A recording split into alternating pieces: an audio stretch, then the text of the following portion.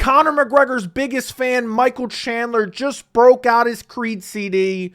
He's got Sad Squatch on standby because at the Dana White's post-fight scrum, Dana White himself confirmed that Conor McGregor will not be fighting in 2024. Now look, part of this isn't confirmed, but there are alleged reports that Michael Chandler, upon hearing the news, he audibly gasped and then dropped to his knees, looking up at the sky and screaming, "Why?"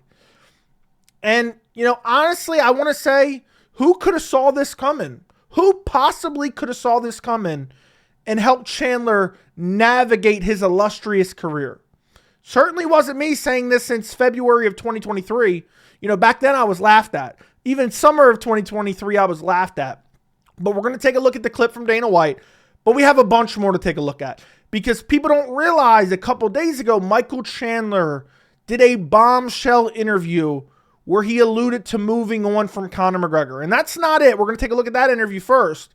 There's also a couple tweets that leads me to believe Michael Chandler is finally moving on from Conor McGregor for the time being. And I think there is a card that Michael Chandler may be on in the very near future. So we're going to break it all down in this video. Let's start with the Michael Chandler interview because this interview is a little bit unfortunate because it's completely written. It's one of those interviews he did with like a betting website and it's all just transcribed on the website. So we're going to go through this because there's some very important details of what Michael Chandler said that he has not said in the past. I know you can't believe anything Michael Chandler says anymore because he's lied time and time again. And, even if you want to say he's not lying, bare minimum, he's so optimistic that he's selling wolf tickets to his fans constantly. But let's jump into looking at this interview.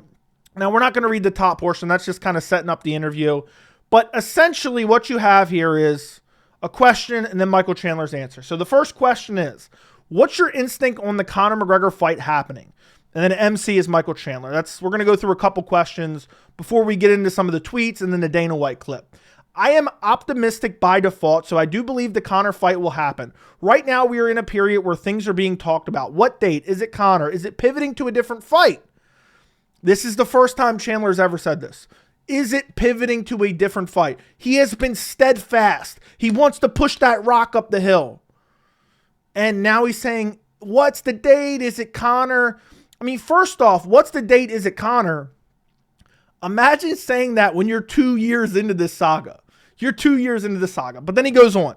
He says, is it making the best decision for me and my family? He left his family in January, mid-January, for a training camp for a fight, a mythical fight at a mythical weight class that still hasn't happened. It still doesn't have a date. I love the idea that Conor and I did the Ultimate Fighter.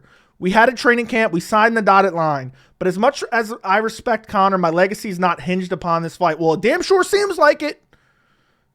My legacy is not hinged upon this fight. I think Michael Chandler will solely be remembered as the guy that had his career ruined by Conor McGregor. Unless he pulls a rabbit out of the hat, gets a big win, title shot, undeserved title shot, and then wins a belt. He will always be remembered as Conor McGregor's side bitch. And that's just the harsh reality. I know people are like, you're hating on Chandler. I watched Chandler's entire Bellator career. So don't tell me I hate on Chandler. I've just been, I think it's fairly obvious what's been going on from the beginning. And he's still not coming around to it 2 years later. But he's finally actually coming around to it. And by the way, the Ultimate Fighter, the finale was August of last year. So the finale was a year ago. But anyway, Conor fight isn't his legacy, blah, blah, blah. I am running my own race and I am continuing to move forward. Look, I could stop every line. Like, when has he been moving forward? He's literally been stuck in a stalemate at damn near 40 years old for the last 2 years. I am at the point now where we are looking at all the options and not fighting Conor. Things move fast and my phone could ring at any time. I don't want to make it sound like I'm not focused on fighting Conor, but right now when no contract is signed, I'm excited to fight. I'm training every day and I'm in the best shape that I have been in a very long time. And I'm ready to go out there whenever it's Conor or someone else. There's always going to be life after Conor if this fight never comes to fruition. Look, I know just reading it on paper doesn't seem as, dramatic. This is a development. Conor McGregor has been toying with Michael Chandler for so long, And Chandler's been right there for the ride. Now, while he's saying I'm optimistic and blah, blah, blah, and he goes on to talk about a little bit about December and Conor and making sense, these are things we have yet to hear from him until this very interview. That he's talking about pivoting to a different fight and this and that. And some tweets he has later that I'm going to show you in this video that I have not seen posted anywhere are even more telling about Michael Chandler's mindset. Maybe he's talked it over with the family and they're like, look, Chandler, you know, it's time to move on. It's time to move on. But yeah, I think, you know, it's not going to come to fruition. And I've been saying this for a long time, so it's time to move on. Next question. What's the latest from Dana? So the latest from Dana. The sentiment from Dana doesn't sound as bleak as a lot of people would think. It doesn't sound as bleak as a lot of people would think, which he says it twice. Given Conor's antics, quote, Stone Cold Steve Austin vest and drinking Forged Irish Stout at Bare Knuckle FC, but we'll see. Either way, I've always felt that if the Conor fight didn't happen, I'm going to be just fine, and I will put butts in seats, and I will sell pay-per-views, and I will entertain the entire world when I step inside the octagon. That is another key factor to a theory I have about what's going on with Michael Chandler here.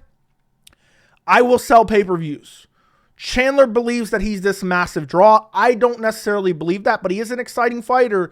And paired with the right fight, I believe it would do decent on pay-per-view. Nothing crazy. He's not going to even come close to Conor McGregor numbers, but he's not getting a cut of that pay-per-view revenue anyway against Conor. Conor versus the broomstick would do well.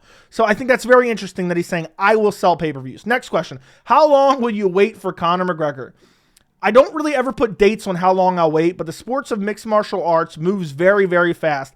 I got a whiteboard up in my house with all the matchups and all the different things going on in the lightweight division. The lightweight division is the most exciting, electrifying division in the sports of mixed martial arts, so I am blessed to be a part of it. This man has a whiteboard up of all the lightweight matchups. I think he's finally coming to the realization, you know. He realizes, look, I really messed up. He talked about it on the MMA Hour, you know, 6 months ago, you know, when this fight was initially announced for UFC 303, and he was like, yeah, I was scared for a while I was going to look like an idiot. This is keeping him up at night. And the best way that he can move on from this is to move on to another fight, pivot to another fight, because at the end of the day, if the Conor fight's going to happen, it can still happen after he loses or wins another fight. And if he loses, I think the probability of him getting the Conor McGregor fight after that would go up. Okay, so next question. And this is where I'm like, dude, are you really still taking up for Conor? What do you make of Conor McGregor's behavior on social media? Conor McGregor lives his life in the way he wants to live his life. Conor's promoting 2 different liquor brands, so that's tough. He needs to be seen with them. Obviously, if you look at just from a social media standpoint, people think, man, he is definitely not dedicated. Look, dude's just saying, oh, well, he's promoting his liquor. He's not actually getting drunk and snorting coke 24/7 like it appears when he's hanging out with midgets at motorcycle festivals and chugging beers in the ring at BKFC. So again, just brown-nosing Conor. This is embarrassing. But if you guys expect him to be in training camp right now as we speak, when there's no fight booked, then that's unrealistic because every single fighter takes their hiatuses in different ways, whether it be drinking, whether it be going out, whether it be eating food that they want and to indulge in, whether it's staying out late. But yeah, there's some concerning things that people have looked at and then called into question whenever he's coming back. I completely get that. I have a hunch that he is. I think that Conor needs the UFC. Conor does not need the UFC at all. I don't know why he's saying that. I think the UFC wants Conor to come back. I think he needs it for his own mental state. He loves it. Fighting is his first passion, his main passion. There's no way he would ever scratch the surface of what he has accomplished in life without the platform of the UFC. He's already moved on. He's a multi-millionaire. He doesn't need the money. He's already achieved it because the UFC has propped him up and because of his, you know, his fight style and his charisma. He doesn't need to come back to have that. He just wants to come back to kind of stay maybe a little bit more relevant or extend that fighting career. If you look at the last training camp, he looked sharp. He looked ready. He looked like he was sparring hard. He looked like he was coming to try to take my head off. Also, here we go. Hold on, let me scroll down a little bit. It's not on screen. Also, deleted tweets have always been a part of his brand. It's always part of his brand. He's like, I'm going to tweet this. I'm going to let this sit there for 20 minutes. I'm going to let the entire world screenshot it, record it, have everyone retweet it and talk about it, and then I'm going to delete it because he's an egomaniac. I mean, this just shows me that Michael Chandler's stalking Conor McGregor's social media, which I've been saying for over a year. Instagram post, Twitter post, just hoping and praying to get some type of, you know, hope that this fight was going to happen. And then this is where it really starts to get interesting. And I'm sorry, guys, we have to read this interview. I mean, this is a little bit unfortunate, but it is what it is. I still think this is very important. Who excites you the most if it's not Conor? Max is one of the top options on that list when it comes to who I would love to share the octagon with. Justin Gaethje, Fight of the Year 2021. That's another. Me and Max would absolutely make some bloody, violent magic inside of an octagon. It's possible. It could have been possible happened at this possible. I'm sorry, I just butchered that. It could have possibly happened at the Sphere. There was a bunch of different options being thrown out there, but rightfully Max wanted to get the featherweight title. That tells me right there, they were toying with the idea of doing Max Holloway, Michael Chandler at the Sphere. I don't think I don't think Chandler would just make that up out of the blue at all. But Max Holloway wanted the featherweight title. This kind of also is very telling. Remember, Poirier was like, kind of, what's going to hold up, what's going on, sign the dotted line. It's because some stuff was going on behind the scenes. Me and Max make a lot of sense. That's the one that excites me the most. And I think that's something that will get the juices flowing of the fans as well. And then the next question, who is the most realistic option if it's not Conor? The most realistic option for me, if you look at the landscape and you consider everything, is Charles Oliveira. And I think this as well. I love the rematch with Charles. I think it's a great fight to get the fans pumped. I almost had him finished in the first round, and then I made a glaring mistake in the second round that I would never, ever make again. It's almost a self-fulfilling prophecy that I was working on in camp that turned out to be my demise. Me and Charles for the #1 contender spot. I beat Charles, knock him out in the first round. Then all of a sudden, I'm sitting at #1 contender spot, and I get to choose whether I fight Islam or do I fight Conor next, and why not both? Look, this interview is just telling me that he's thinking about other potential fights and he's ready to move on. And then there's two more things that are actually important before they start talking about Donald Trump, which is, I mean, crazy. That's the MMA interview landscape nowadays. Obviously, so anyone else on your short list? Obviously, you got rematches with Dustin Poirier. Islam is up in the air right now with a possible hand injury. So there's that possible interim title shot against Arman Tsarukyan. Please, God, no. It'll be interesting to see what happens with that title fight. It sounds like it's not going to happen in October anymore, so that could be later this year in December, or might need to be an interim title happening. So obviously I would be open to that. I by no means think I deserve that. Shout out to Chandler. I read this yesterday. I read this last night for the first time, and then I just skimmed it over before this video. I actually missed that part. He by no means deserves that. Thank you for being honest, Chandler. Yeah, interim title fight is crazy, but I wouldn't put it beyond the realm of possibility. Everyone will misconstrue it and say, oh man, he wants a title shot. I'm not saying it's just a fun fight, which I respect him for that one, okay? And then the last important part is, if it is Conor, does December make the most sense? December got me and Conor written all over it. That's when we should fight. It's enough time for him to have healed up and get back into training camp. December makes a lot of sense. People love the violence that I bring to the octagon, and obviously Conor McGregor is the biggest name in combat sports, so that fight makes a ton of sense. It's a great matchup. There's a little bit of gamesmanship / bad blood. What bad blood? Chandler, you've been sniffing his asshole for 2 years.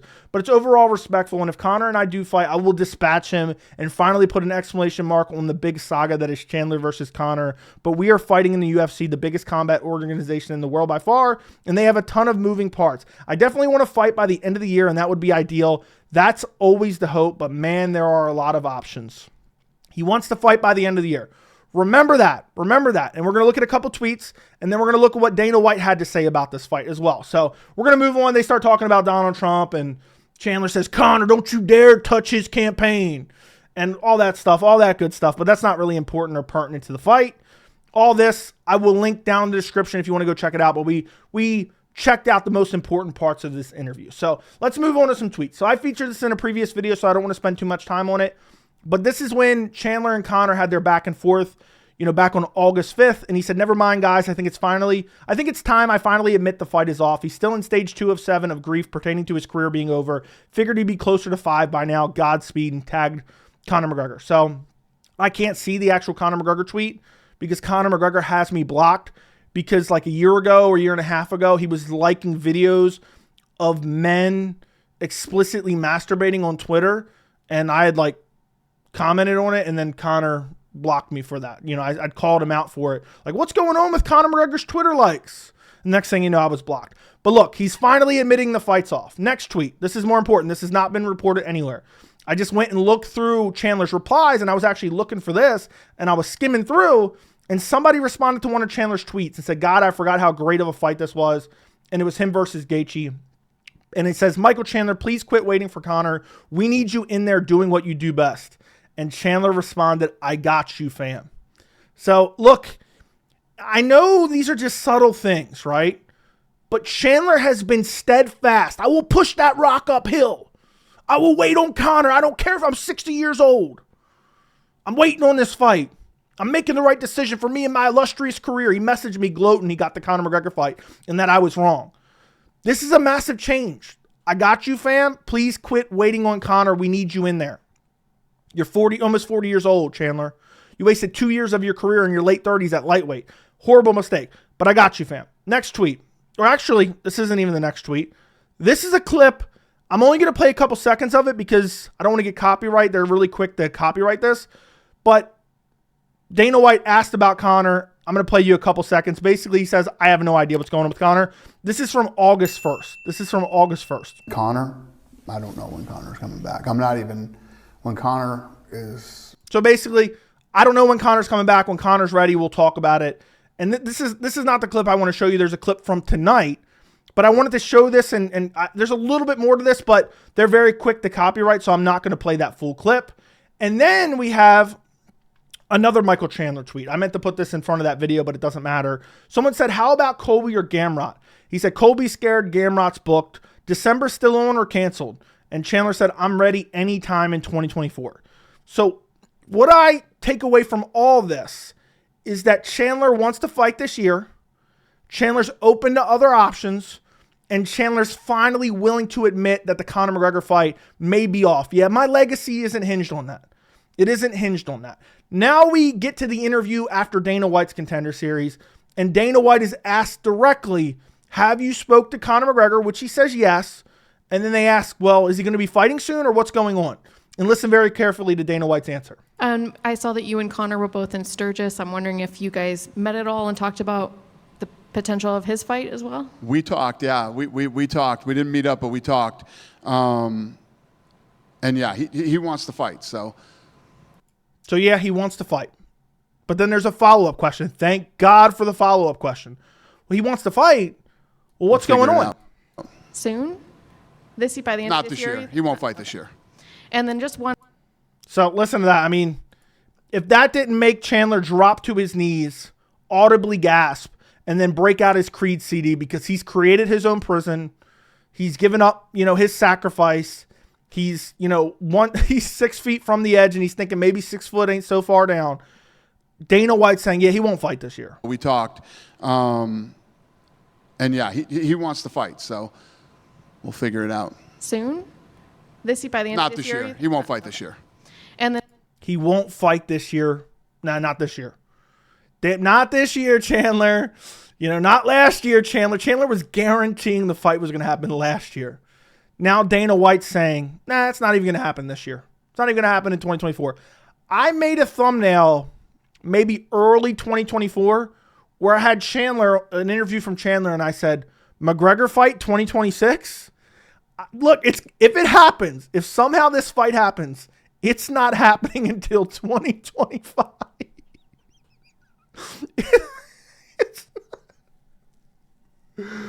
Oh my goodness. And we're going to look at Conor's response to this because there's a million different kind of things to unpack here. There's a lot to unpack here because first off, Conor's been begging to fight for a while. You guys remember I've covered it extensively.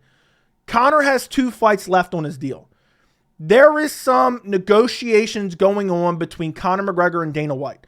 I've covered this so extensively. I'll link my entire Chandler McGregor playlist down in the description. There's countless videos discussing this. But the UFC does not like when guys fight out their contracts, let alone when they're superstars like Conor McGregor. Conor brings it up in every single interview that he has 2 fights left on his deal.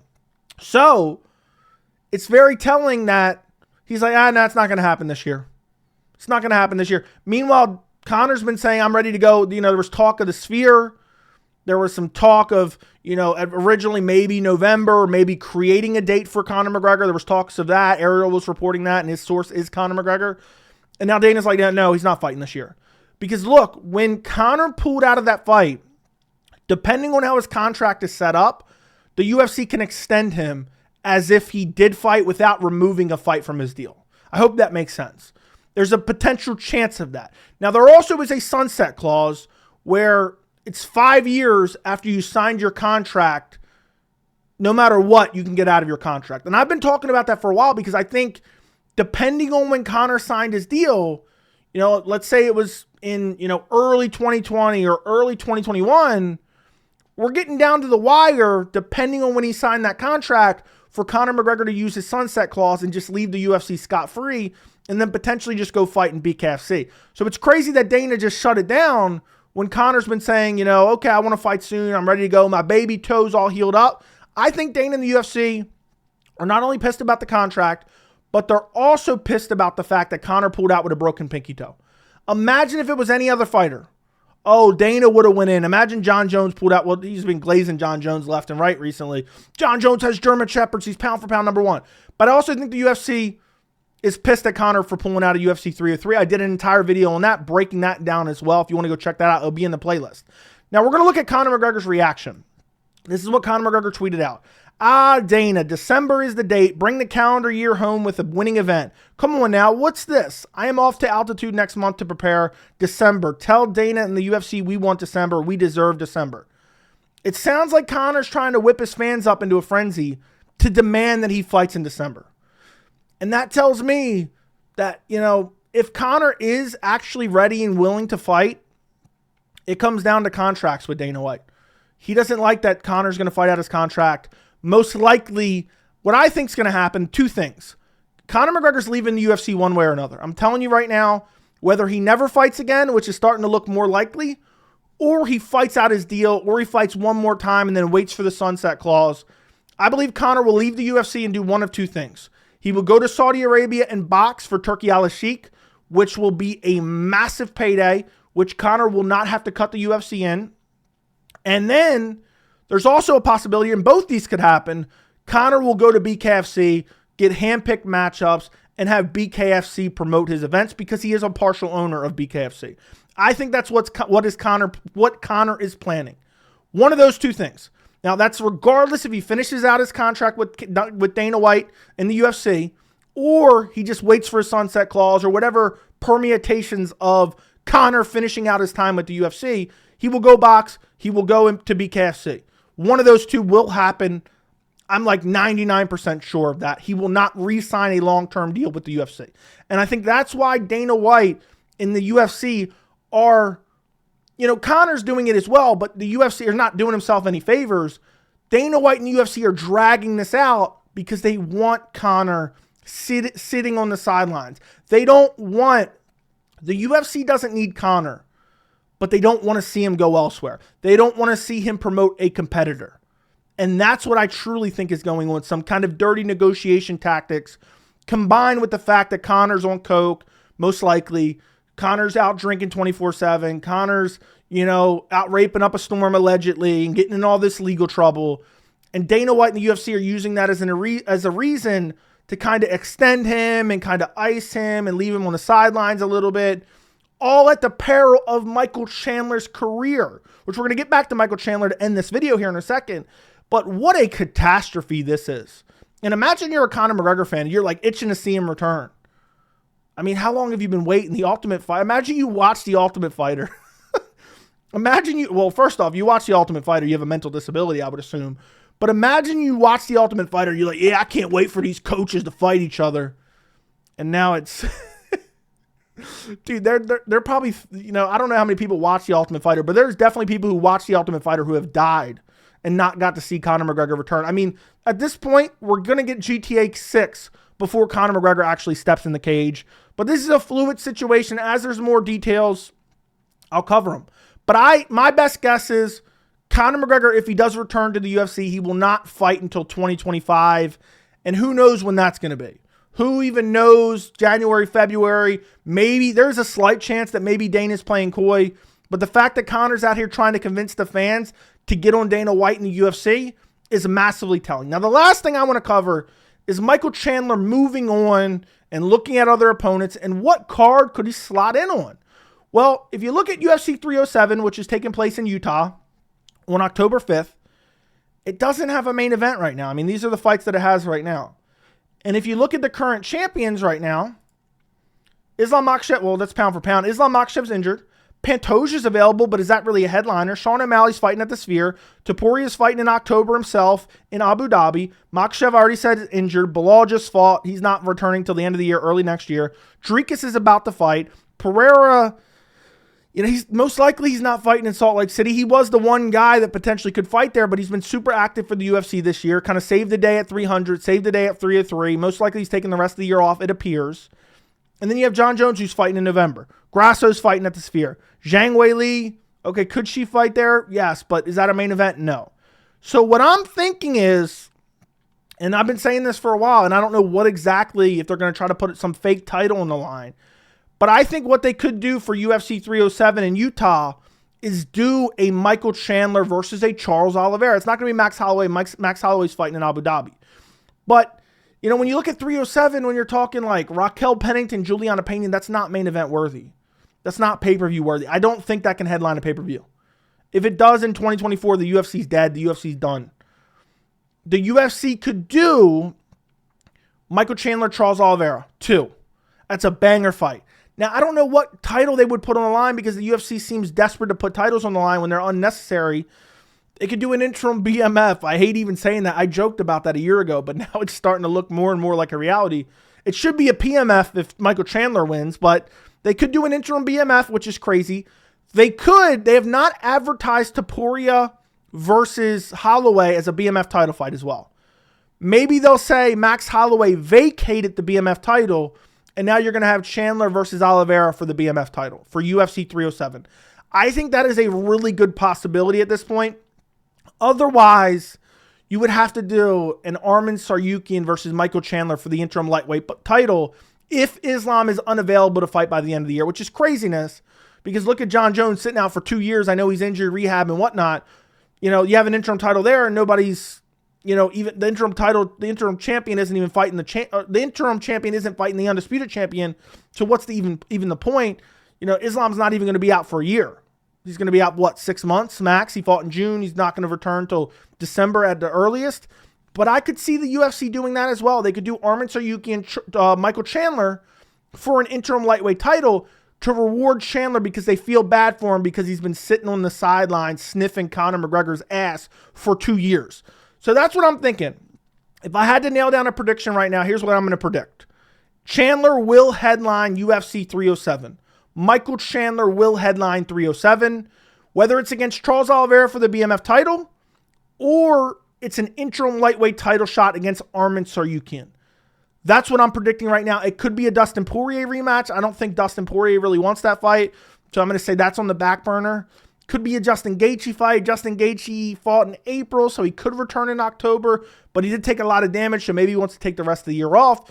I think the most likely possibility to headline UFC 307 in Utah will be Michael Chandler, Charles Oliveira, probably for a BMF title that Max Holloway vacated or something along those lines. And Ilia Topuria is going to be pissed. That's my best guess because I believe Chandler will finally move on. I think he's going to move on from the Conor McGregor fight because he's going to know, look, you can revisit it in the future. You could fight in October and you could still fight Conor in early 2025. It seems like the UFC isn't ready to commit to a Conor McGregor date just yet. So I think that's what's most likely to happen towards the end of this year. Conor McGregor will not fight in 2024. Michael Chandler moves on, but potentially tries to revisit the fight down the line in 2025. Let me know what you guys think of all this down in the comments. Make sure to like the video. Make sure to subscribe to the channel. And thank you so much for watching.